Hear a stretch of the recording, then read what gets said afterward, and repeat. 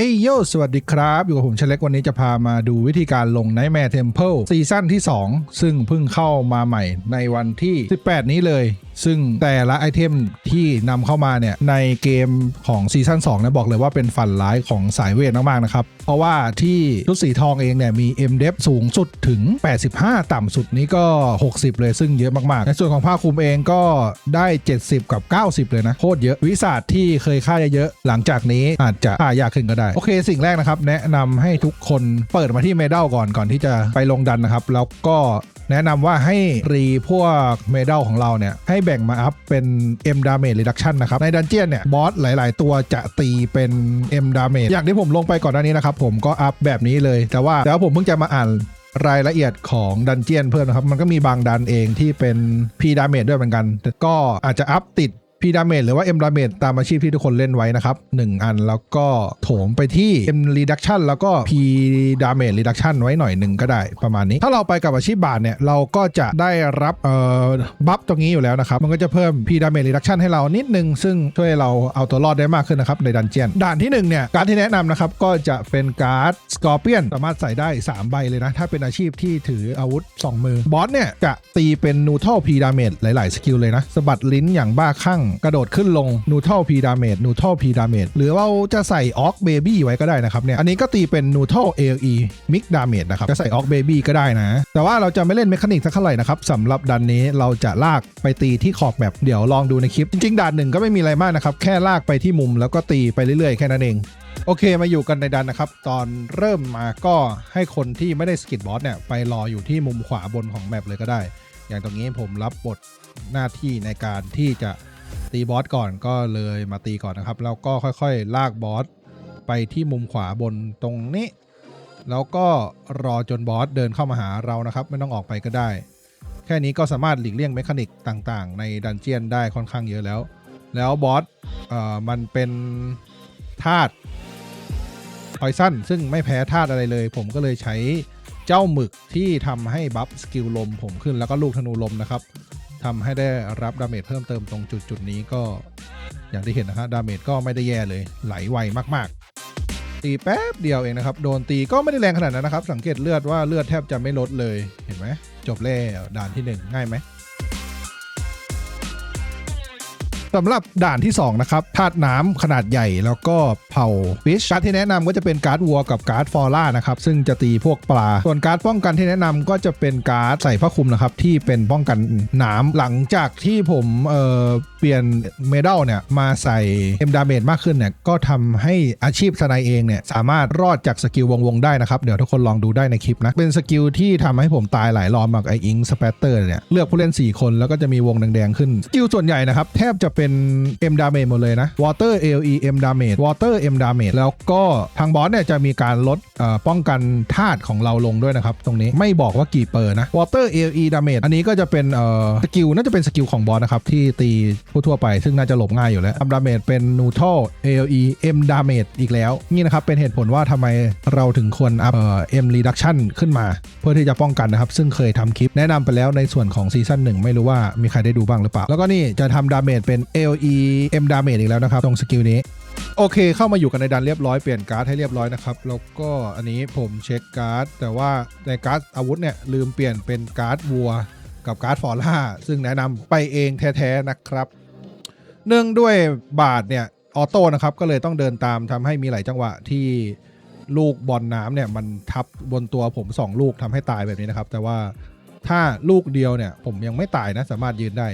จริงๆตอนนี้น่าจะต้องโฟกัสในการตีบอสมากกว่านะผมดันไปตีบับเบิลทำไมก็ไม่รู้ซึ่งยังไม่ได้โดนพิษเลยจริงๆมันต้องรอโดนพิษก่อนแล้วค่อยตี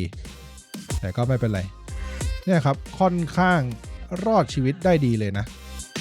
หลังจากที่ใช้การ์ดผ้าคลุมกันน้ำกับเพิ่ม M Damage Reduction มาตรงจุดนี้พระไม่ยอมหลบนะครับทำให้ผมโดน2วงเหมือนเดิมก็ตายนะครับแต่ถ้าโดนวงเดียวเนี่ยรอดอยู่นะออฟแมวผมก็จะเพิ่มเลือดกับM Damage Reduction ในส่วนของผ้าคลุมนะครับแล้วก็เสื้อจะเป็นเลือดรองเท้านี่จริงๆก็อาจจะต้องใส่เป็น P Damage ไว้ก็ได้นี่ตรงจุดนี้ผมจะหนีมาโดนคนเดียวนี่ 40,000 กว่าก็ยังรอดอยู่นะฮะถ้ามีเลือดประมาณ 50,000 เนี่ยผมว่ายืนไหวสบายๆเลยนะสำหรับดันนี้ แต่ว่าต้องการ M Damage Reduction ที่ค่อนข้างเยอะเหมือนกันก็แนะนำว่าให้รีสเตตก่อนนะครับในช่วงนี้อาจจะวุ่นวายสักนิดหน่อยในตอนที่เราลงดันนะแต่ว่าก็ทำให้ลงดันสบายขึ้นไม่ต้องไปตายเปลืองใจชุบเรื่อยๆแล้วก็โทษซัพพอร์ตอะไรกันแบบนี้นะครับเมคานิกไม่รู้อะไรเลยนะครับยิงอย่างเดียวครับประมาณนี้ยิงอีบอสไม่ยิงเน้นยิงบับเบิลซึ่งบับเบิลเป็นเผ่าอะไรก็ไม่รู้ใครมีทริคที่ทำให้สไนมันแรงขึ้นก็สามารถแนะนำได้นะครับสไนสามารถยิงได้แรงกว่านี้หรือเปล่าผมก็เป็นสไนมือใหม่ที่นำมาใช้ลงดันก็สังเกตนะครับว่าตายน้อยมากๆแค่ไม่กี่ใจเองจะตายก็ตอนที่โดนน้ำมันทับกัน2วงนะครับซึ่งใครไม่ตายก็เก่งมากๆเลยครับซึ่งน่าจะมีแต่ซัพพอร์ตแหละดาเมจที่ทำได้ก็ประมาณนี้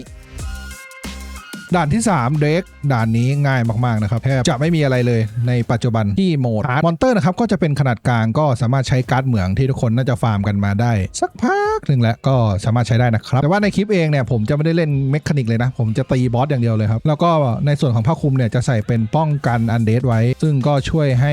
ยืนกับบอสได้ค่อนข้างเยอะเหมือนกันแต่ว่าเดรกเนี่ยจะมีทั้งนูทรัลเอ็มดาเมจแล้วก็นูทรัลพีดาเมจนะครับไม่รู้ว่าสกิลที่อัญเชิญไพเรตอันเนี้ยเป็นสกิลไหนนะครับน่าจะเป็นพวกมอนไหมมอนอาจจะตีเป็นพีดาเมจก็ได้หยุดเพราะมันเขียนว่าหยุดยั้งจนสลัดปกป้องบาบาร่าก็คือไอ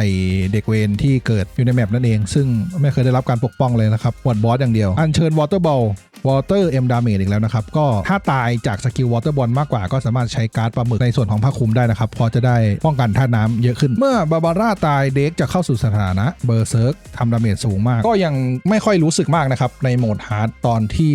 บาบาร่าตายแต่ถ้าเป็นไนท์แมร์เนี่ยก็อาจจะต้องลากแต่ว่าถ้าเราลากเราก็จะเสียคนไป1คนในการทำดาเมจเหมือนกันโอเคมาถึงด่านที่3ด่านเด็กนะครับไม่มีอะไรมากก็ปั๊บอะไรให้เรียบร้อยแล้วก็ซัดบอสไปเลยนะครับจังหวะนี้ไอเด็กเวนนั่นแดงๆอะไรไม่เคยได้รับการปกป้องนะฮะหวดบอสอย่างเดียวจังหวะนี้ก็เท่าที่ดูเลือดของทุกคนตอนนี้ก็ไม่ค่อยลดมากเท่าไหร่นะครับน่าจะเป็นเพราะว่าดันเจียนยังไม่ได้โหดขนาดนั้นแล้วก็ถ้ามีถังเบียร์ขึ้นก็อย่าลืมตีนะครับไม่รู้ทำไมเหมือนกันมันทำอะไรได้ตีอย่างเดียวตีเกิดมาเพื่อตีครับจังหวะนี้แล้วก็เอฟเฟกต์ของดันขนาดใส่เสื้อมาน้ำก็ยังแข็งไม่รู้แข็งมาจากสกิลไหนหนึ่งกันนะครับถ้าใครรู้ก็คอมเมนต์บอกหน่อยนะจังหวะนี้เหมือนเดิมครับพี่กระดอแบกเราอีกแล้ว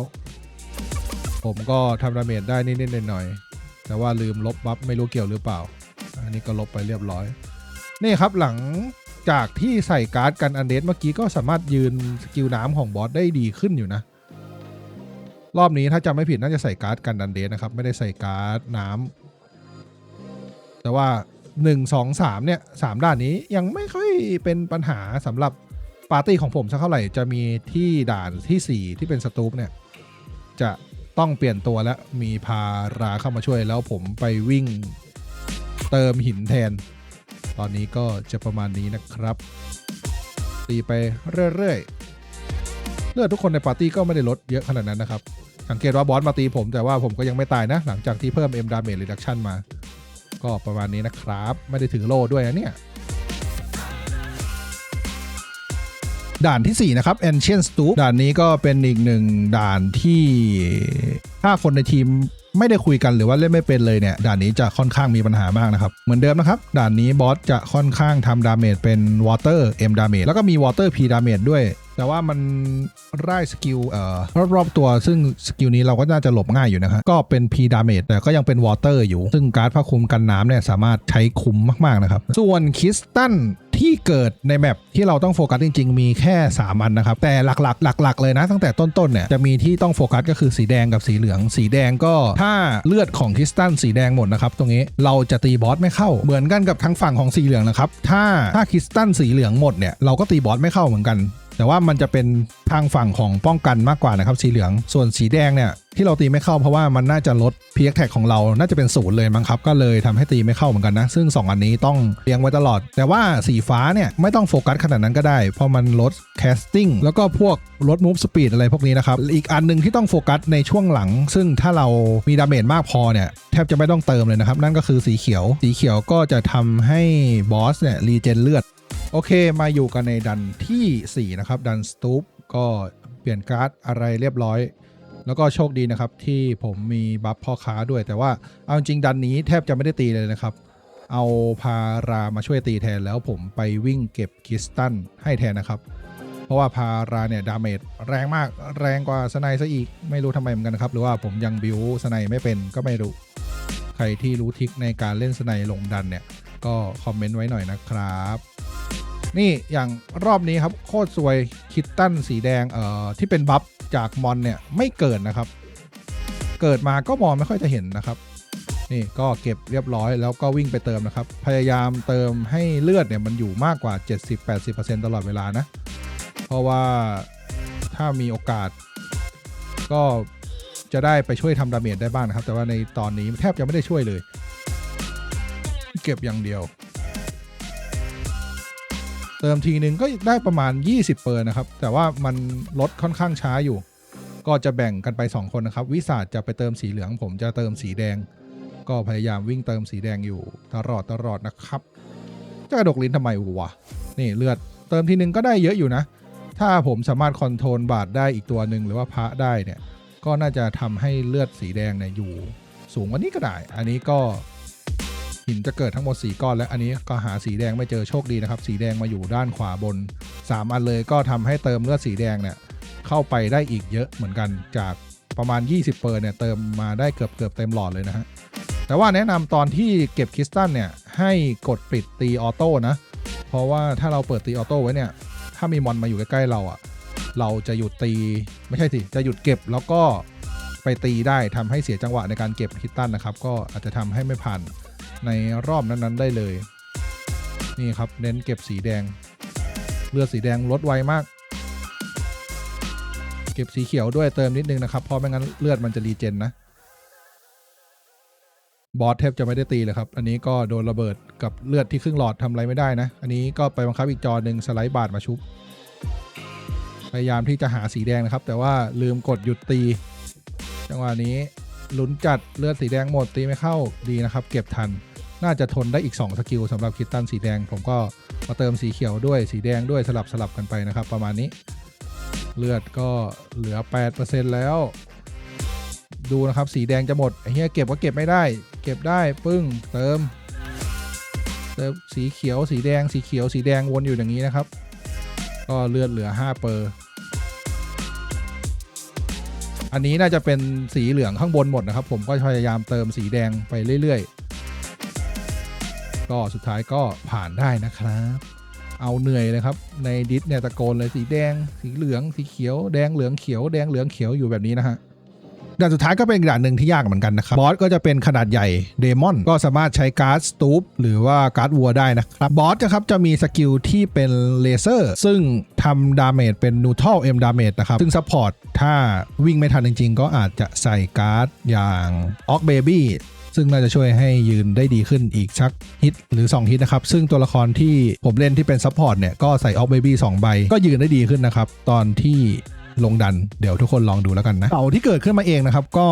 ทำดาเมจเป็นนูทรัลเหมือนกันซึ่งออกเบบี้จะมีประโยชน์มากๆทำให้เราได้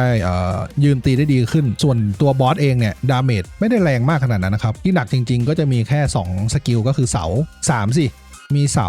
มีน้ำถ้าตัว DPS เนี่ยอาจจะโดนน้ำตายอยู่แต่ว่าตัวซัพพอร์ตเนี่ยค่อนข้างสบายนะครับแล้วก็เลเซอร์รอบๆตัวส่วนวิธีการเล่นเดี๋ยวไปดูพร้อมๆกันนะครับโอเคมาอยู่กันในดันที่5ดันสุดท้ายนะครับควีนเมดูซ่าก็แนะนำให้พยายามยืนตรงกลางๆไว้นะครับเพราะว่าในตอนที่เสามันเกิดเนี่ยมันจะได้ทำให้เราเนี่ยเคลียร์เสาได้ง่ายนะครับเสามันจะกระจุกอยู่ด้วยกันถ้ามีสกิล AOE หรือว่าอะไรพวกเนี้ย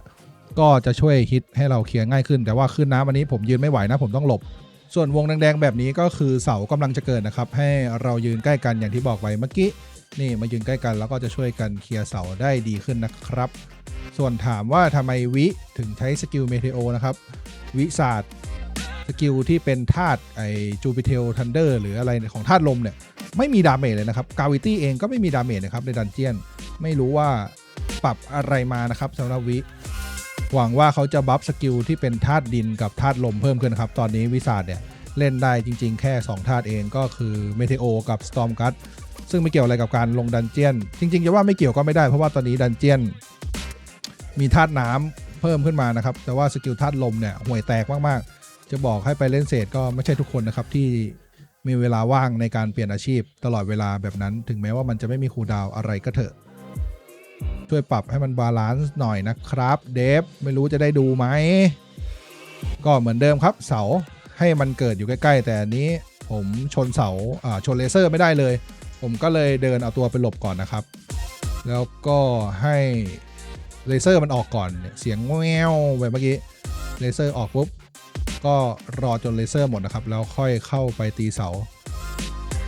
โดยส่วนตัวแล้วจะไม่ได้รีบทำดาเมจขนาดนั้นนะครับเพราะว่าถ้ามันไปยืนชนแล้วมันตายหมดตี้เนี่ยมันจะเสียประโยชน์มากกว่าแล้วจะเสียเวลาหลายรอบกว่านะครับแต่ว่าพาราเขาหิวว่าเดี๋ยวเขารีบก็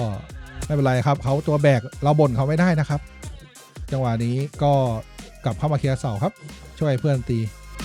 จริงๆถ้าเปลี่ยนการ์ดได้ก็จะไวนะครับการ์ดเสาจะมีขนาดกลางแล้วก็เผ่าเดมิฮิวแมนอันนี้ก็โดนทั้งพื้นน้ำทั้งเลเซอร์ก็ยืนไม่ไหวนะครับตายไปตามระเบียบแรงเกินช่วงเข้าสู่ช่วงเฟส 30% เนี่ยเป็นช่วงที่บีบหัวใจอีก1เฟสนะครับเพราะว่าบอสสกิลถี่ขึ้นมากแล้วก็เสาเนี่ยออกเยอะขึ้นมากไม่รู้ว่ามันเป็นเมคานิกหรือว่าอะไรของดันนะครับเสาเกิดเยอะมากเยอะแบบนี้เลยแต่ว่าตัวบาทกับพระเนี่ยมีออกเบบี้กับกบแดงที่ค่อนข้างเยอะนะครับก็เลยยืนได้ค่อนข้างดีแต่จังหวะนี้ผมวิ่งก่อนแล้วแหมบอกว่ายืนดีไปแป๊บเดียวนะครับโดนเสาถล่มขนาดนี้ก็ตายเป็นเหมือนกันนะแต่พระเนี่ยยังรอดอยู่ก็ลุ้นต่อไปครับใจยังเหลืออีก5ใจนะครับพยายามที่จะไม่เสียใจให้มากขนาดนั้นนะครับเพราะว่ามันจะเปลืองตอนที่เราต้องเงี้ยเตือนอย่างเงี้ย 20% ถ้าใจเราเหลือตอนนี้สัก 2-3 ใจคนที่เราจะเลือกชุบเนี่ยมันก็น้อยลงใช่ไหมครับช่วงต้นเนี่ยพยายามตายให้มันน้อยที่สุดเท่าที่จะทำได้นะครับก็หลบสกิลได้ก็หลบนะครับไม่ต้องยืนชนขนาดนั้นอันนี้ก็เหลือแค่2ใจแล้วกับ18เปอร์จังหวะนี้ก็พยายามที่จะเบิร์ดแล้วนะครับไม่วิ่งไม่เล่นแล้วนะครับจะไปแล้วแต่ว่าโชคดีนะครับที่บอสปล่อยเลเซอร์ช้าทำให้จังหวะนี้เบิร์ดทันนะครับเลยสามารถเคลียร์ดันได้จังหวะนี้ก็บีบหัวใจมากๆนะครับบอสเหลือเลือดอีกแค่ 3% แต่ว่าเลเซอร์มาพอดีกับเสาอีกบึ้มเลยโชคดีนะครับที่พอที่จะทนเสาได้ก็คลิปนี้ก็ประมาณนี้นะครับหวังว่าจะเป็นประโยชน์ไม่รู้จะเทสอะไรให้ดูอีกดีไปแล้วครับสวัสดีครับ